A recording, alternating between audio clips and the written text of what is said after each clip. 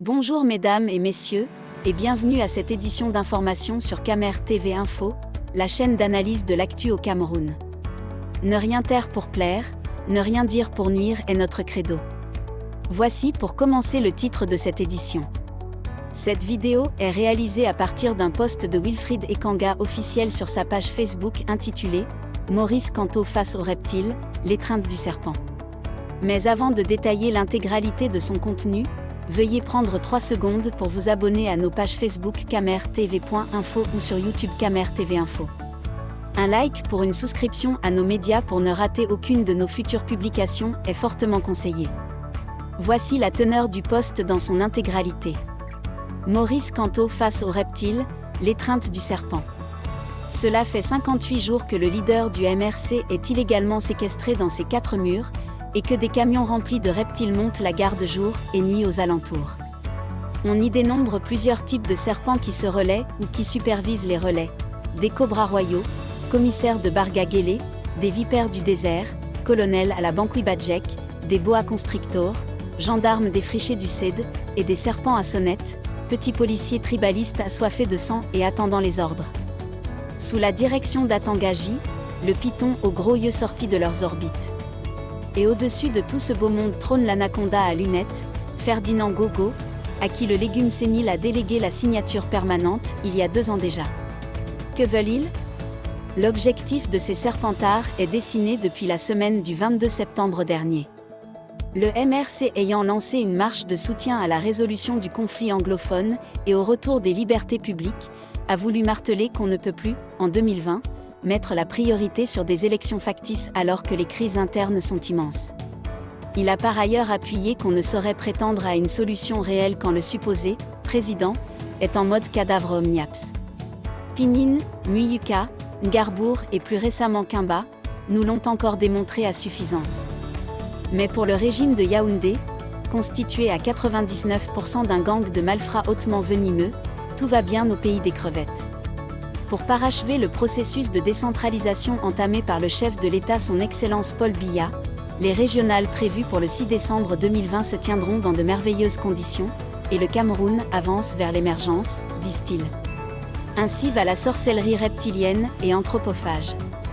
C'est ainsi que, conscients de la maxime biblique, « Je frapperai le berger et les brebis seront dispersées », ils ont décidé d'augmenter encore le nombre de crises pour parvenir à leur fin.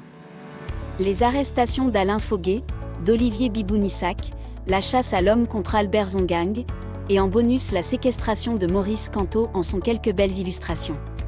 Le but de la manœuvre étant simple, arrêter les têtes d'affiche les plus célèbres pour priver le peuple de ses meneurs, et ainsi neutraliser les mobilisations à venir. Et ils y sont en partie arrivés, puisque le 6 décembre approche à grands pas, et rien ne semble les empêcher d'atteindre leur funeste objectif. L'envie y est, l'esprit est ardent, mais la chair est faible, et le peuple se résigne à observer comme un film, le bal macabre de ces fossoyeurs. Du venin, 666 au Covid, 38.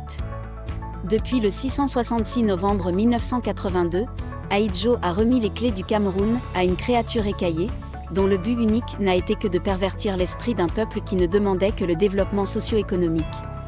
Cet individu, le serpent ultime, a utilisé la menace et la torture comme dernier recours pour étouffer toute opposition populaire. Voilà pourquoi vous avez l'impression que les gens qui vous soutenaient hier vous abandonnent soudain aujourd'hui, quand l'étreinte se resserre. Or il n'en est rien. C'est juste un déficit de culture de la révolution, parce que les droits de l'homme, les vrais, ne sont pas enseignés au Cameroun. Ils ne sont pas inculqués par la société, et ne sont pas appliqués par l'administration. Lutter pour ces droits est donc une habitude que la génération actuelle avait quelque peu perdue, car victime d'intimidation, d'infantilisation et de distraction en tout genre, auxquelles s'ajoute la manipulation perverse d'un tribalisme d'État dont se nourrissent les reptiles. Plus que 18 jours avant le 6 décembre. L'écrivain américain et auteur à succès John Maxwell définit le leader comme une personne qui connaît le chemin, suit le chemin et montre le chemin. Mais au Cameroun, le leader est un messie qui fait tout seul. Même s'il a déjà suivi et montré le chemin, l'on attendra encore de lui qu'il soit le libérateur, bien qu'il soit lui-même privé de liberté. Et le bal des reptiles continue, et les minutes s'égrènent. Vous attendez, Mais le temps, lui, n'a pas de temps. Il n'attend pas. En bref. Dans un pays qui a faim, car sans industrie ni tissu économique formel, la fonction publique devient la principale caverne nourricière d'Alibaba. Alors, même si des têtes roulent dans le Lebialem, le plus important est de tenir des élections où l'on a déjà prévu d'installer des vieillards en retraite et des vieux copains de village foncièrement inutiles. À vous de voir si c'est un coup porté au MRC ou plutôt un préjudice contre la nation entière. Plus que 2,5 semaines avant le générique de fin. Les langues fourchues, sans tête et sans pattes. Veuillez prendre 3 secondes pour liker la vidéo et la partager. N'oubliez pas de vous abonner à la chaîne YouTube Camer TV Info. À bientôt pour de nouvelles publications. Hashtag end Anglophone genocide. Hashtag end Bayer. Hashtag save our people. Hashtag save Cameroonians. Hashtag end NoSo war. Hashtag stop Bayer crime.